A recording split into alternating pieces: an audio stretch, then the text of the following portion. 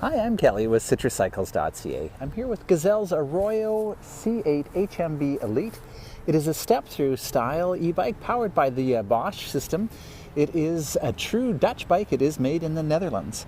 And in this video review, I'm going to explain what I mean by a Dutch bike. I'm going to talk about the features of the bike, and I'm going to take you on a ride test. If you're looking for the detailed specs, the current pricing, maybe you want to order online with free shipping most places in Canada, or you'd like to find our contact info so that you can reach out to us with any questions or schedule an appointment to come try it here in Ladysmith on beautiful Vancouver Island, all of that information is on our website at citruscycles.ca. Now, I should mention before I get into the details here that I'm not paid for the video reviews, so I'm going to tell you exactly what I think and the things that I like, things that I would change. Of course, I do make a living selling pedal assist electric bikes, so in addition to the Gazelle here, we have lots of different brands in the store, and really my goal is to help you find the perfect e-bike for your needs, and that's why I'm going to tell you all the details on the video. If you find that the video gets too long, of course, feel free to skip over to the ride test, and you can also ask any questions you have on our website at citruscycles.ca. So the Arroyo is available in 3 different sizes and 3 different colors. This is the petrol color. They also have it available in a navy, a very dark navy, and a silver as well, which is quite stunning. It is made by Royal Dutch Gazelle, or we'll just call it Gazelle. And they've actually been making bikes for more than 125 years in the same factory in Netherlands. So being made in the Netherlands, it means you're getting a European quality bike, you're getting the attention to detail, the engineering that comes with a European made bike. You're also getting a bike that was designed in a factory and is using processes that have a much higher environmental or ecological standard than we often see on bikes perhaps made in Asia. So they're really making sure that they are meeting the higher European standards. So little things like their painting process, it's an environmentally friendly painting process that they're using on the clear coat. And the other interesting thing is that by having the bike built in Europe, they are of course going to be paying very qualified workers a living wage. So they are again taking care of their employees. They're making sure that people are enjoying the job that they're doing, that they're in good health, and they have a lot of health and wellness programs. And so it's nice to know that. Now, having said all of that, what the incredible thing about the Gazelle bikes is that their prices don't really reflect their higher input costs. So they're a really good value, and yet you can feel good about supporting a company that's taking care of the environment and taking care of their workers. So when I say this is a Dutch bike, I mean more than it's just made in Netherlands. This is designed and has features for comfort, for convenience, and for low maintenance. This bike is designed so that you can ride it every day regardless of the conditions, and it has a lot of utilitarian aspects, so you can use it for transportation. It needs to be something that's just super easy to ride, very convenient. You don't want to have to change your clothes to get on it and get to work or go to the grocery store. But it also should be fun, something that you enjoy riding and that you're going to use for recreation. And so Gazelle has done a really good job making sure that it meets all of those criteria, and again, that's kind of what makes it a Dutch bike. So obviously you can see we've got this really low step-through area, fairly wide, making it really easy to get on and off the bike. And that's important because even if you don't need a step-through, because you don't have mobility issues, when it's so easy to get on and off, you're not going to worry about stopping and starting because you don't have to worry about the crossbar. It's just really easy. The other nice thing is that you've got this really sturdy rack here. It even comes with a bungee, which is great. And so if you load up the rack with your groceries or pannier bags or put a tall trunk bag on top, things can get a little bit heavier, and now you're trying to lean a heavy bike with heavy groceries over and get your leg over the back. And with the step through, it's just so easy. You can load that up and get right on and just really enjoy riding. So it's nice when you have a bike that's comfortable, when you have a bike that's accessible, it's really easy to get on and off, you are definitely going to ride it more often. So in addition to being really accessible, easy to get on and off, the Dutch bikes are really focused on comfort. So if we come up to the handlebars here, you can see we've got a nice swept back bars, putting you in a very, very comfortable riding position. In fact, with this one, we have this really innovative adjustment system for the handlebars and for the stem here. So all I have to do is pull down on this little slider here, lift up the lever, and now I can actually very easily adjust not only, the angle of the bars so I can get them closer to me or further away, but while I'm doing that I can also rotate the bars in the clamp here. So as long as I push that forward enough, I can actually go ahead and adjust the angle. There we go. Because of course as I adjust, you can see as I get the bars further away, the grips are coming too high here, so then I can just hold that and twist them, and that's going to adjust them to the right angle. Or if I get too high, now the grips are pointing down, and again I just rotate that, get it exactly where I want it, and completely tool-free, close that up. One of the great things about this system is a lot of tool-free types of adjustable stems have a bolt that gets loose, and then you put too much weight on the handlebars and they move, and this is really, really secure. There's no movement at all in there, which is really great. You can feel very confident and so easy to adjust. If you're sharing the bike, it's fantastic. You can easily, obviously adjust the seat height, but go ahead and adjust the handlebars to be exactly where you need it to be.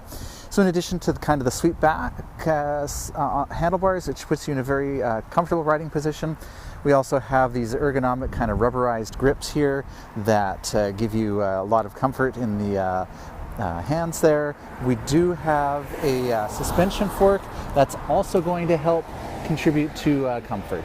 Now, the cool thing about this integrated suspension fork here is that it's actually very low maintenance. There's no adjustments that you need to make. It's just you get on and you ride, and what this is going to do is it's going to actually absorb some of the bumps, some of the vibrations, the kinds of things that on a ride would maybe be a little bit fatiguing, because when you're constantly feeling those vibrations and that sort of thing, it can be tiring. But it also, when you go over a rough bump and you don't have suspension, sometimes you can feel like you're going to be thrown from the bike.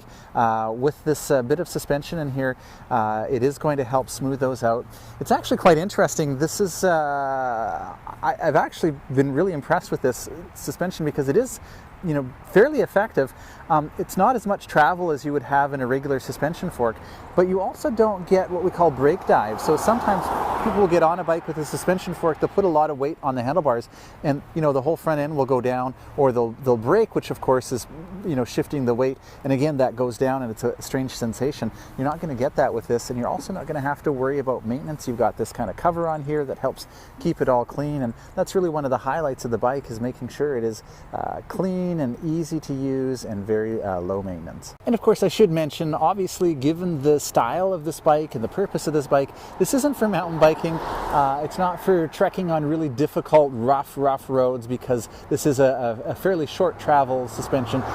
It's not going to be something that you're going to be using on a lot of off-road riding, although the bike is capable of light trails, hard-packed gravel trails and things like that. And I mentioned the grips. I forgot, I should have mentioned at the same time, we've got this matching saddle here. So we've got the kind of the brown and black grips and the brown saddle here. It's actually a very comfortable saddle. It's Gazelle Arroyo, and a fair bit of gel in there, nice and wide, which again for this style of bike really suits it well. It's going to give you a lot of comfort.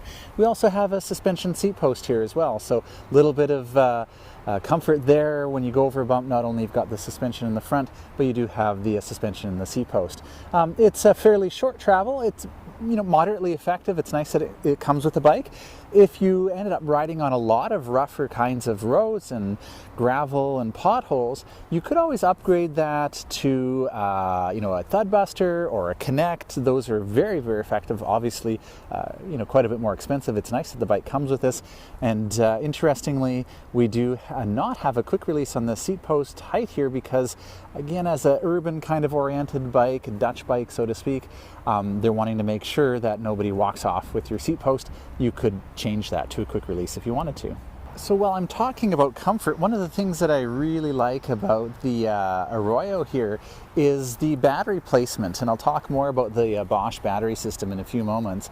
But it's really nice to have it in the down tube here rather than on the rear rack, which you typically find on a step through like this. You know, there's not a lot of choices, so a lot of times they'll put the battery on the rear rack. That in some cases can negatively impact on the handling of the bike by having that weight higher up and at the back. So it's nice that it looks really great. It's integrated well into the frame here. I'll show you the removal a little bit later, but it's just nice and open, easy to get on and off, but at the same time the battery is in the middle of the bike, a little bit lower than high and on the back, so that improves the handling of the bike, makes it again just super easy to get on and off. Now, one of the things I said that it was a kind of a characteristic of a Dutch bike is the fact that we want a bike that's really low maintenance. You want a bike that you can just ride all the time, and that again, it's a tool, it's utilitarian, but it's also fun. But it's not something you're spending a lot of time having to clean and maintain. And so this is really cool. We've got this chain case that completely encloses the chain here, and so it keeps the chain protected from the elements, from dirt and rain and all those kinds of things. So you really don't have very much maintenance to have to worry about at all with this chain guard on here, or chain case really. You could probably once or twice a year kind of clean and oil it and you're set, because everything is well protected. You can see right on the other side, let me just show you here, not a lot of bikes have these chain cases, so it may be something unfamiliar, but you can see it's completely enclosing the chain all the way around. So not only is the chain protected, but so are you. You don't have to wear special clothes to ride this. You could ride in a dress if you wish, because there's no opportunity for your clothes to get in contact with the chain, because it's completely enclosed. So I really like having that chain case on there to protect the chain and also make it easy for you to ride with whatever you're wearing. Now, in order to use a chain case, they actually have to use some sort of internally geared hub, because if you had regular gears where they're kind of on the outside and the chain's jumping up and down, obviously it can't be protected by this case. But because they're using an internally geared hub here, the chain isn't jumping up and down gears when you shift gears. So that's nice from a maintenance perspective. You're not having to worry about cleaning the gears at the back here. You don't have to worry about your chain maybe falling off, or maybe you've had that experience where you shift gears and nothing happens, or you don't shift gears and it still shifts anyways, and that's because your gears are out of adjustment. With this internally geared hub, all of your gears are enclosed there. So there's 8 gears inside this Shimano Inter 8, and that means you can shift while you're stopped. So if you've ever had that experience where you're cruising along and your top gear, you stop suddenly, now you're in the wrong gear, it's hard to get going, especially if you've got a hill, you don't have to worry about that, because not only can you shift while you're stopped, but now you don't have to worry about those adjustments issues, you don't have to worry about maintenance, you don't have to worry about accidentally your bike falling over and that derailleur hanger getting bent and out of adjustment. This is a beautiful system. They do have a horizontal adjustment at the back here, so that we can adjust the tension if we need to on the chain. So that means the chain is probably going to last a lot longer as well, not only because it's not jumping up and down the cassette, but also because you've got this lovely chain case here as well. So it's going to help everything last longer, less maintenance, less cost, because generally you're not going to need to replace this hub, whereas with a standard cassette and derailleur, those are actually wear items, and those are things that you're actually going to need to replace from time to time. So I mentioned that you can shift while you're stopped. I'll show you how that works. You've got a twist shift up here. It shows you here the gear that you're in. So if I want it to be really easy to get started, I'd probably start at 2 or 3. I really only need 1 for hills, but you can see even though I'm not moving, I'm just going ahead and shifting through all of the gears, and I can do that because it's an internally geared hub. I'm making a big deal of it because if you think about it on your bike, if it has regular gear shifters and you press the trigger shifters, well, while you're stopped, you can't actually shift, because you shouldn't do that. You have to be moving, the chain has to be moving in order for you to go ahead and shift. So with this, I can just go ahead and shift while I'm stopped. Now, one thing I should mention, if you come and try this bike, of course I'll remind you when you come and try it, that you do need to stop pedaling in order to shift. So if you're pedaling really, really hard up a hill and you go ahead and shift this, it'll turn, but it'll feel like nothing's happening. And that's because, in fact, nothing is happening. So you do need to briefly interrupt your pedaling. Now, if you, for example, forget that and you go ahead and put it into one, nothing's happening, that's okay. Just briefly interrupt your pedaling, slow down a little bit. You don't necessarily have to stop, and then clunk, you'll hear it click into gear, and now it'll be easier to pedal.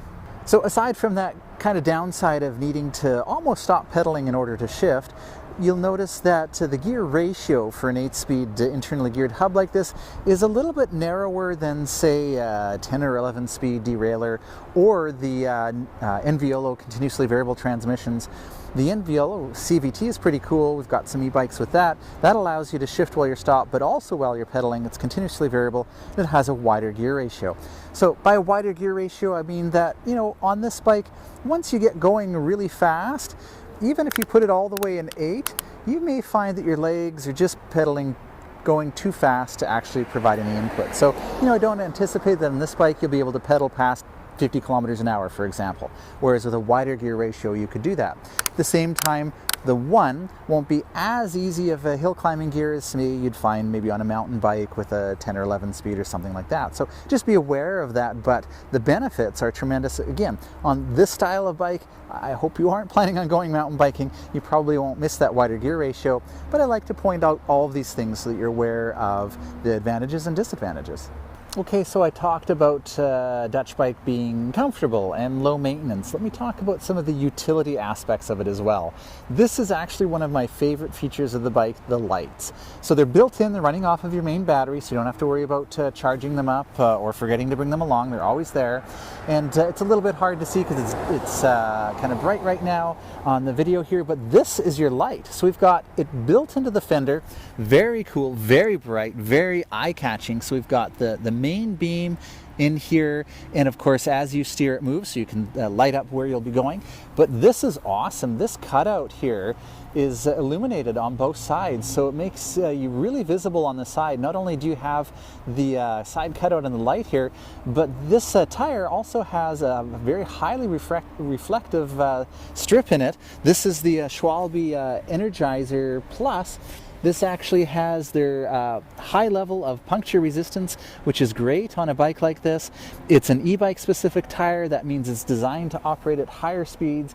It's designed for heavier bikes. That means it's durable. It's going to last a long time, which is nice. It's great to see them investing in quality components throughout the bike.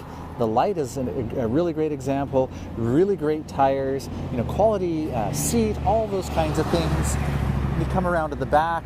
The back light is also incredibly impressive, super bright, built into the rear fender here. So it's really, it's just as a beautiful looking bike. I love the lighting. And again, we've got the side cutout here that's illuminated to keep you safe at night, in addition to that reflective sidewall. Now here's another example of utility that is just really cool. I mean, I always point out those lights because they're just so awesome. But here's another really cool thing that I love is the bell. So actually the bell is a twist style bell. And you just, while you're riding, you don't have to take your hands off the handlebars or reach around for a flick bell. You can actually just give that a twist in either direction and it rings. And that's so awesome. I find with flick bells, I have to flick a few times for people to really hear, because if you just do it once, you know, they kind of look up in the sky looking for a bird. That's pretty clear that it's a bike bell. So I just love the attention to detail and the kind of the European Dutch style of components such as that bell. Another great example of utility is this rack here. It does have a high capacity, a maximum of 27 kilos, so that's pretty high. It even includes the bungees here so that you can put things on top and strap them down. And of course you could use standard pannier bags on there as well. We've got the fenders, of course, which I already talked about with the lights. Again, making it a very, very practical bike, something you could easily use for grocery shopping or getting to and from work. We also have, speaking of utility, a frame lock. Now let me show you how this works. This is a lock that's going to prevent the bike from being ridden away, because over on this side here, I'll show you, there's a key here. I turn the key, and by the way, this is what we call a captured key. The lock is not locked right now, so I can't take that key out. That way you always have your key with you. You don't have to worry about it, because if you're riding the bike, this isn't locked, obviously, and the key is there. But when I'm leaving my bike, then I can turn the key, and on this side here, while I'm turning the key, press the lever down. There we go. And as I've done that, try to get the camera angle there, there is a steel bar. There we go. That, and I'll release, there we go. So that steel bar right here came through the rear wheel, and that means the bike can't be ridden away. Now, obviously the bike could still be picked up and put in the back of a truck, and so to prevent that, there's a little port here, and we can actually put a chain. I'll go grab it and show you how that works. Now, the cool thing about all of this is that the chain doesn't have a lock itself, because the lock is already built into the bike. So that makes the chain a lot lighter than a regular chain. It also means you only need one key. In fact, you only need one key for the whole bike. So when I come around here and unlock it, there we go. I can't take the key out right now, of course, because it's unlocked. But this key is the same key we use to remove the battery. So again, you just need one key for the whole bike, which is really quite clever. Okay, and here's that chain. So basically what I would do is I would wrap it around something. It kind of loops into itself like that. There we go. So this end here, of course, would be wrapped around a bike rack or posters, that sort of thing. And then the cable end here just goes right into the port here. Push that in. There we go. You hear it click, and now it's locked. And so now that's using the locking mechanism that's in there already. And now I've secured the rear wheel from turning and the bike to something else. And then when I wish to unlock it, just turn the key and pull the chain out. And while we're looking at the lock here, you probably noticed the hydraulic rim brakes. So this is another feature I really like about this bike. One of those kind of low maintenance types of features that they've decided to use. So obviously most people are familiar with a rim brake where there's pads there that push against the rim to slow the bike down. What you may not be familiar with is that these are actually hydraulic. So you're not using the strength of your hands to pull the brake calipers against the rim to slow the bike down. It's actually using hydraulic fluid. It means they generally don't need to be adjusted because they're self-adjusting, and you're not relying on the strength of your hands to pull that cable to tighten the brakes. You're actually using hydraulic fluid, similar to the brakes in your car. Obviously you're not using the strength of your leg in order to slow down your car. It's the same thing with these hydraulic brakes. So if you've had rim brakes in the past, you may be concerned that these aren't particularly effective. I can assure you they're very effective. In fact, from a technical standpoint, when we have a hydraulic disc brake, the larger the disc is, the more stopping power you have. Well, now your rim is the disc, so that's a very large disc brake, and it's actually quite reliable. Even in rain and muddy conditions, these actually work really, really well. So before I start talking about the Bosch system, I should mention we do have a kickstand, of course. It's a nice kickstand. It's integrated into the rear chainstay here, so it's not going to collide with your pedals if you're moving the bike and the pedals are turning. Speaking of pedals, it's an interesting pedal, actually fairly wide, which is good. You don't want to have to worry about where you're going to put your foot and having it slide off. And you know, there's a little bit of rubber grip on here. That's also going to help to avoid your foot from sliding. If you're riding in a lot of rain like I do, then you may be inclined to put platform pedals with pins on so that your foot doesn't slide off. But these are actually fairly effective, and they do have reflectors in there as well. And then just kind of summarizing some of the features here. You know, we've got these. The wiring is actually run through the frame, so it's really nice and tidy at the back here as well. And little things, attention to detail again, that you expect with the European quality. They actually use 4 coats of paint here with a really durable clear coat on it, and just, you know, a really nice looking bike, really well put together. So the Arroyo does use the Bosch Active Line Plus mid-drive motor. Now, I love having a mid-drive motor when possible because there's a number of advantages.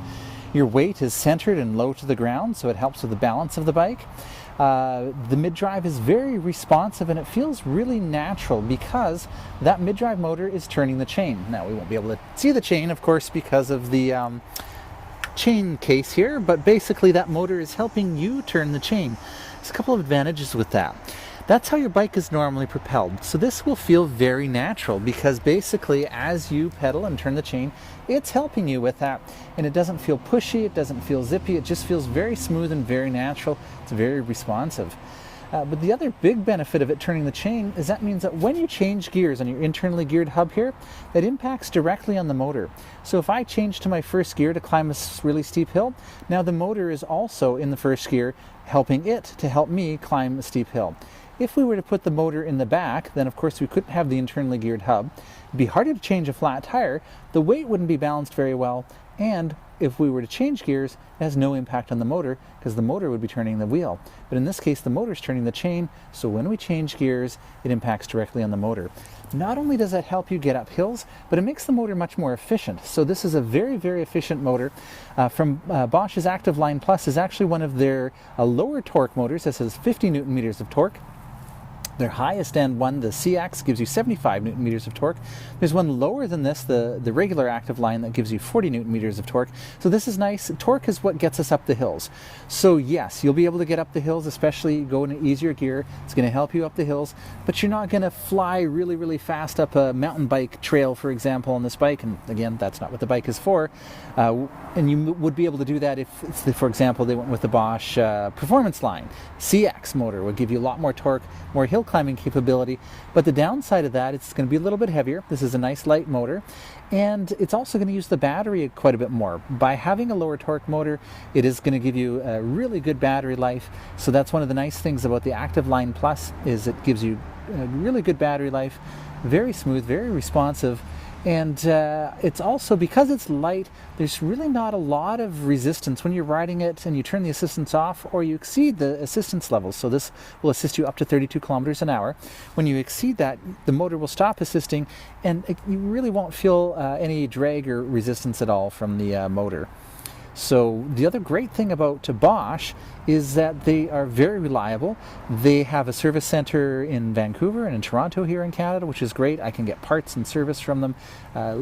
Generally the next day, we keep lots of their parts in stock. One of the cool things is that their battery, for example, Bosch requires the bike manufacturer, if they're going to use their motor, they have to use their battery. The reason they do that is they know that 7 or 8 years from now, should you need a replacement battery, they're going to have those. They're going to make sure that they have a good supply of these batteries, because all of these different manufacturers, Gazelle, Riesenmüller, Mustache, any of these brands, they're all using the same battery. So that ensures that should you need a replacement, you'll be able to get one no problem in the future. So speaking of the battery, it's a beautiful integration here. This is the Bosch power tube. So it's not a Gazelle battery, it is a Bosch battery, although they've put their own cover on here to really help it blend in with the bike. There's a sticker on here telling you that you need to press a button when you remove the battery. You'd obviously remove that when you buy the bike, but let me show you that battery removal process. Before I do that, though, I should mention, you don't have to remove the battery. You can leave it on the bike and charge it on the bike if you wish. There's a charging port right here. This is quite clever. This is a Bosch cover. We lift that up and you can see there's a little kind of pin in there that holds it in place. So it's attached to the bike, you're not going to lose it, and it's not going to flap around because this pin goes in that hole. First few times it's a little bit tricky getting it in there because it's a new bike and it's nice and stiff. There we go, now it's stuck in there. So you can charge the battery on the bike if you wish. Comes with the charger, looks like a laptop charger really, but if you prefer you can remove the battery, and to do that we're going to put the key in. And I'm not sure if I can do this with one hand while I hold the camera, but I'll give it a try. I turn the key, that's going to release the battery. See how it actually just kind of popped forward here? Now it's a two-step process. And this is because sometimes these Bosch batteries are underneath here. And I really like that it's here actually. This is making it really easy to get off. When it's underneath the down tube, it's a little bit trickier, but the same idea applies. That you turn the key and it goes to first position. That way it's not going to clatter to the ground.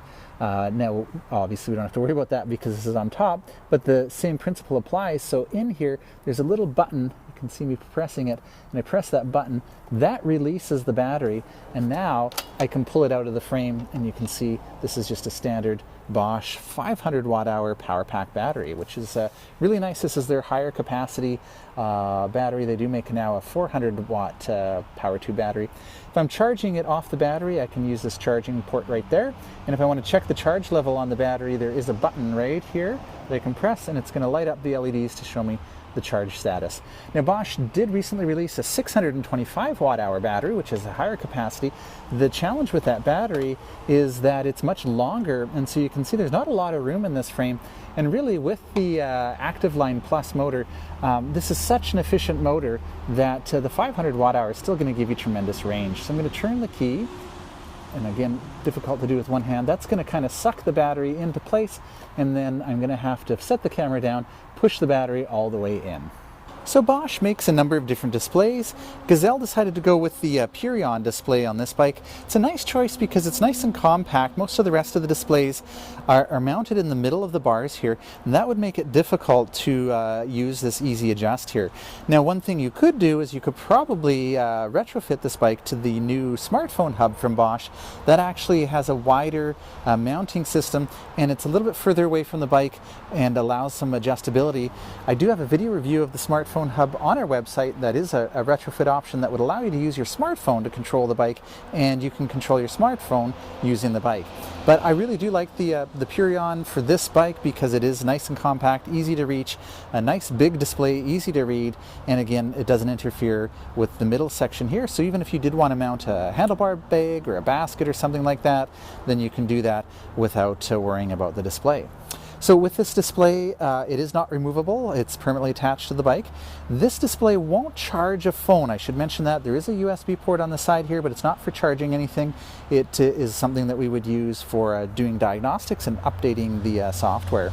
It's very straightforward. There's 4 buttons. There's 2 that you can see here, the power button on top and the walk mode button on the bottom. So while I'm talking about walk mode, this does have walk mode.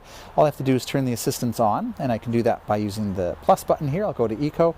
And now if I press and hold that walk button underneath, you can see nothing happens. The bike doesn't move, but on the display it says Walk Assist Plus, and that tells me that if I press and hold the plus button, the bike is going to move. So let me try that out. It's a 2-step process. Press the walk button, press and hold plus, and there we go. Moves along at a 4 or 5 km/h walking pace. So that's really handy if you've got the back rack loaded up here and you're getting off the ferry and they don't want you riding off the ramp. No problem, use walk mode. All you have to do is steer the bike. Or if you're in a pedestrian area or some other reason that you don't want to ride, you can walk it and the bike will move itself for you. You just have to steer. So back to the display here, you can see I press the plus to Eco. I can press it again to Tour. Tour is a second level of assistance. A lot of people like to ride in Tour. We can go up to Sport, which gives you more power for the hills, and Turbo gives you maximum power, but of course will use your battery a little bit more. And the minus brings us back down. There's our current speed in kilometers per hour and the current battery life and the fact that our light is on. If I wish to turn the light on and off, you'll notice there's no light button. And so I tell people, well, look, you know, you've only got really 2 buttons here, so you're going to have to press and hold them. So press and hold the minus, and that turns, that cycles through the trip information on the bottom here. So you can see I've got 3 kilometers on my trip. Press and hold minus again. 3 kilometers total on the bike. Press and hold the minus again. There's my range in whatever level I'm in right now. So if I go to Eco, it's saying my range is 116 kilometers. On Tour, the range is 65, and if I go up to Turbo, the range is 44. That's actually usually fairly accurate. That's actually dynamically adjusting as you ride. It knows how much power has gone into the battery, how much you've taken out, and how far you've gone, and it does the math to figure that out for you. One thing you will notice, if you climb a steep, long hill, your range is going to drop significantly, but when you get to the top and you ease off and you go flat for a while, then that'll increase because it's dynamically adjusting based on the last few kilometers that you rode. You can actually reset that to factory defaults if you wish by pressing and holding the plus and minus together. That's going to recalculate the numbers for you. So now we're saying 123 in Eco. Pressing and holding the minus key again brings me back to showing me the level of assistance. Now you'll notice that if I press and hold the level of assistance to go to my trip counter, to reset that, it's the same plus and minus at the same time, resets that back to 0. You'll notice when I adjust the levels for Tour, for example, it flashes to show me Tour and it goes back to the trip counter. If I want to permanently show the level of assistance I'm in, I just keep cycling through by pressing and holding that minus key until I get back, and there we go. So pressing and holding the minus cycles through the information on the trip computer. Pressing and holding the plus will turn the light on and off. So that's the Purion display. Very straightforward, very intuitive, and nice and easy to read. So for the quality of components that Gazelle is using, nice high-end components, the Bosch system, the higher capacity battery, hydraulic brakes, love those lights, and the comfort, really comfortable, very stable, really good tires, and the fact that you're really going to have to do very little maintenance. This bike is an exceptional value for something that's European made, has all the features that we expect out of a European bike, and of course fantastic to ride, super fun, super comfortable. I'm going to take you on a ride test. If you have any questions, head over to our website at citruscycles.ca. So it's a rainy, windy day to be testing an e-bike here in Ladysmith.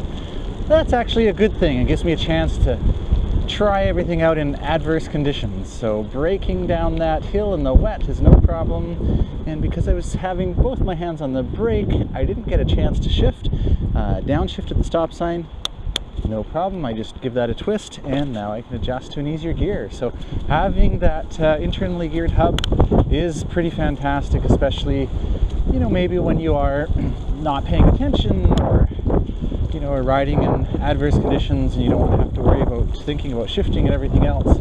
It's nice to have that.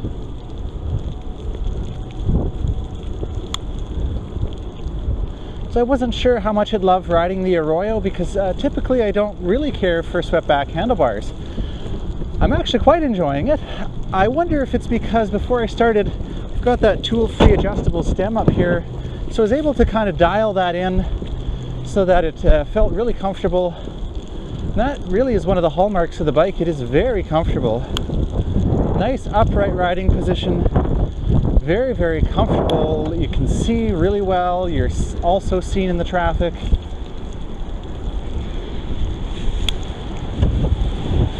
Now, this idea of the bike being very utilitarian, or just really being designed for transportation, comes through when you get on and go, yeah, this is a miserable day, but these fenders and the chain case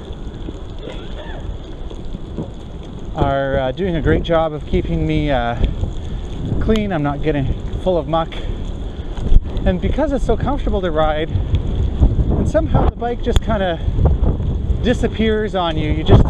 It's another way of getting around.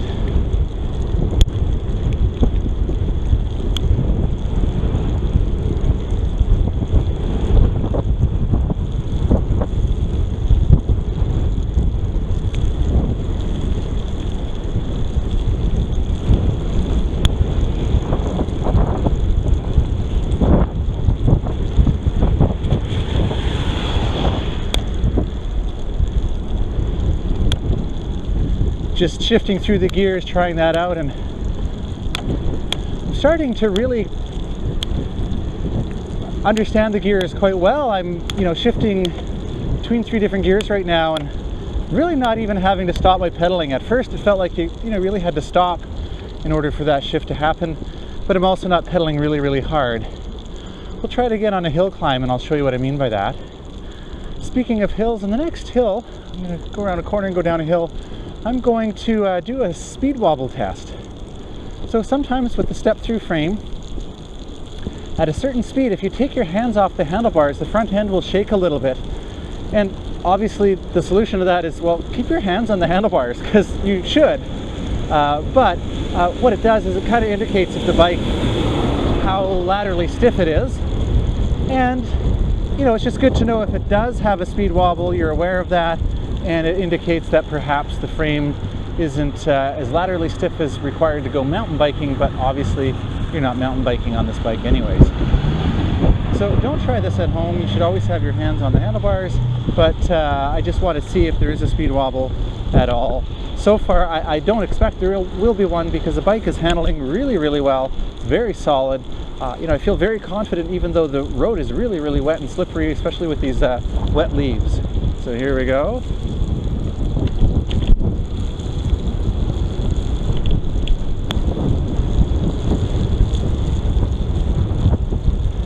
No detectable speed wobble there. Let me try some slower speeds and give that a try.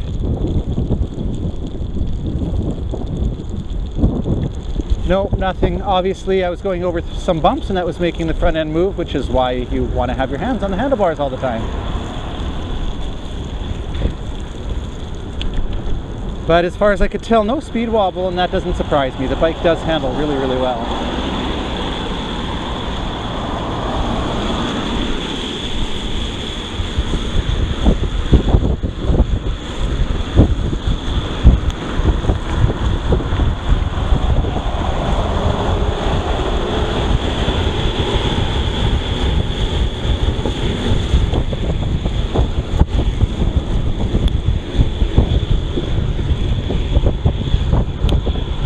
Okay, so I wasn't actually trying to keep up with traffic up that, going down that hill, but I was pedaling to see, you know, with this Nexus 8 gear shifting system, how wide of a gear ratio. At what point should I just give up and not pedal anymore because my legs are spinning too quickly? I was able to get up to about 50 kilometers an hour, still provide input to the bike, and not have my legs spin too quickly. So that surprised me. I thought it'd be about 35 or 40, but it's a wider gear ratio than I anticipated. Speaking of gear ratios, I'm climbing this hill right now. I'm gonna put it in 3. I turned it, nothing happened. I eased off on my pedaling and then it clicked. And that's what you'll find on hills. So now at 3, I want to go down to 2. And if you listen carefully, you might hear it clicking. There it is. That's because I'm pedaling too hard and trying to shift. It's kind of telling me, look, ease off on your pedaling. So I'm going to do that again. And I just very briefly stopped pedaling and then it went down into 2. I can do that again. And there it is into 1. I didn't actually need 1 for this hill, so that means I can go up even steeper hills. Now, one thing sometimes people wonder about are the brakes with hydraulic rim brakes, especially in wet and rain. How are they going to perform? Well, I'll do a brake test here. I'm heading close up to 30 kilometers an hour pretty soon, and I'll stop quickly. There we go. And what's interesting is the brakes don't lock up. You heard a little bit of noise because they're wet. You do that again. And so I can grab them as hard as I want, and they're not locking up. So that's kind of interesting. I'm stopping very quickly. Yeah, very impressive. No, I don't notice, you know, I did do some ride tests when it wasn't raining. And I don't notice a difference when they're wet or when they're dry. As far as performance goes, performance is very good.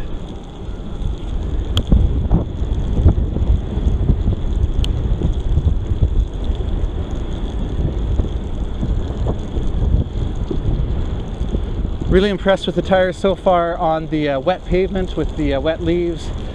No concerns going down that hill. I had it on turbo for coming up the hill and no problems there either. We'll try another couple steep hills and then some gravel. Alright, I'm going to go down this very steep hill just so I can come back up and show you how the Bosch Active Line Plus does on hills. It is a lower torque motor than some of the other Bosch drive units. So that means on a bike, say the Nevo from Reason Wheeler with the CX drive, I'd be able to make it up here a lot faster and with less effort, but we'll give this a try and see how it goes. I'm putting it in turbo, put it in easier gear. By the way, no concerns about the brakes at all coming down the hill. Bottom right corner, if the GPS is working, it'll show you the gradient. The speed won't be correct. Right now I'm a little over 10 kilometers an hour. It'll probably show you lower than that because it's not actually measuring the distance I'm pedaling, just the horizontal distance. So I'm pushing at the pedals. My cadence is a little bit slower, but I'm not having to push really hard and I'm still doing 9 kilometers an hour. I'm actually surprised. I thought it'd be a lot more work with this Active Line Plus, but it's not bad at all. My legs are spinning a little bit quicker now. I'm down in 1, not having to push too hard. Again, maintaining at about 9 kilometers an hour. No problem at all. That's quite impressive. All right, I'll go back down the hill now. And we'll find some gravel. Okay, heading through a tunnel here. It's nice having the lights integrated there and the bell right on the grip there. I don't have to take my hands off or worry about moving my thumb over to flick it. And it's a pleasant sound. I quite like it. Something I noticed going down that hill with these brakes that's starting to kind of occur to me is that with the hydraulic rim brakes, they're not as grabby as hydraulic disc brakes can be sometimes. So they're fairly forgiving. If I just grab them really hard, I'm not going to go over my handlebars. Well, I suppose you could. Don't try it. But they, you know, it's just with that whole theme of the bike being just really easy to ride.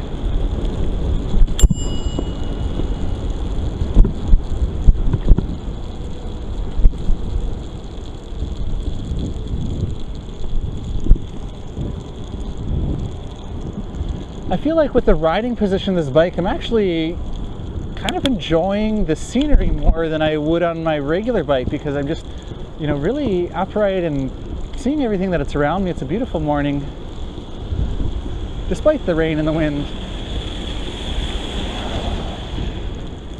And that's the thing some people, you know, don't realize till they get one. When you get an e-bike, all the reasons you weren't riding are gone, because it's windy, it's rainy, that's okay, it's cold, it's still fun. Wear the right clothes. Get a bike like this where, you know, you don't have to worry. I'm not going to have to clean the chain and, you know, do maintenance on it, even though I've been riding through muck, because that chain case is going to keep everything clean. It's pretty awesome. Okay, gravel, potholes, loose material, mixed surfaces. This is a great test. So far, I'm really pleased with the suspension fork. It's really helping to dampen the vibrations and the bumps. The suspension seat post is doing well as well.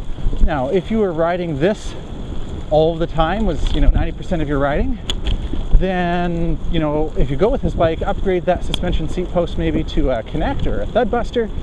This one's pretty good, but those are incredible. Here's some loose gravel on the side. Let me try stopping in it. Wow, no problem. And this is thick, a couple inches thick of gravel. These are a narrower tire, but I had no problem stopping in there, which is great. Again, lots of potholes here. Do a little bit of swerving just to see how the tires handle that. No loss of traction at all. Stop quickly again, other than the noise of the wet brakes. Stopping is great. I'm really impressed with how well the bike is handling these adverse conditions.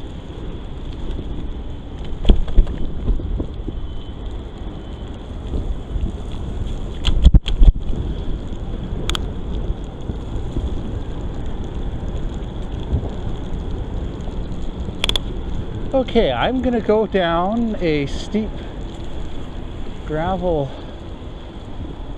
road here. Cornering, no problem. It's one of the things you want to check on a step through, especially one that's upright like this, is how does it feel cornering? Are you hitting your toes? Are you feeling unsafe? So far, and I haven't hit my toes, and I feel quite confident on it. I'm really pleased with the handling.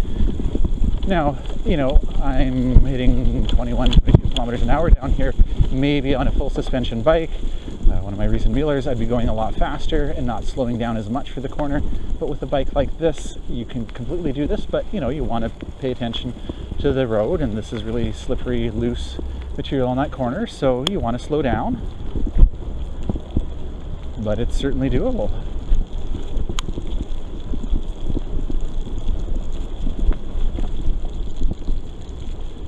Get onto a bit of a trail here just to show you how it handles trails.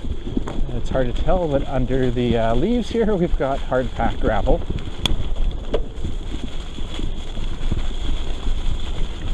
Don't need it on sport anymore, I'll put it down to tour. The Bosch Active Line Plus is very smooth. One of the things that I noticed that I forgot to mention in climbing those hills, I really didn't hear the motor at all. It's a very, very quiet motor, very smooth, very responsive. It's very rare to actually hear anything from it.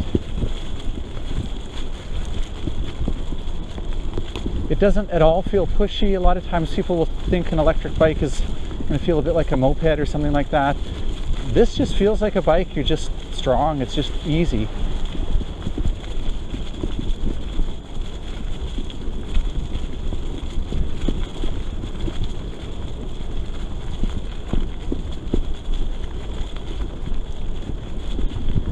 So no problem, obviously, with hard packed gravel and wet leaves. Here's an interesting thing. I'm going to turn around here. It's tight quarters. The great thing about a step through is I can just hop off the saddle anytime I stop. I don't have to worry about teeter-tottering on the saddle. And this is actually a fairly compact bike. Oh, there's the bell again. And relatively light, actually, for this style of bike. Easy enough to turn around, and so easy to get on and off. It makes it you know, kind of enjoyable to ride because it's just easy.